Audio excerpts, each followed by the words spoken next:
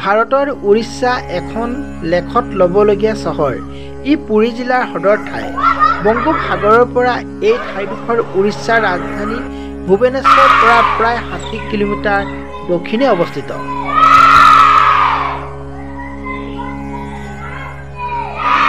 11শ শতিকাত নিৰ্মিত জগন্নাথ মন্দিৰৰ পৰা ইয়াক জগন্নাথ পুৰী বুলিও জনা যায়। হিন্দুসকলৰ পূৰ্ণ তীৰ্থৰ 4 ধামৰ অন্যতম হৈছে পুৰী।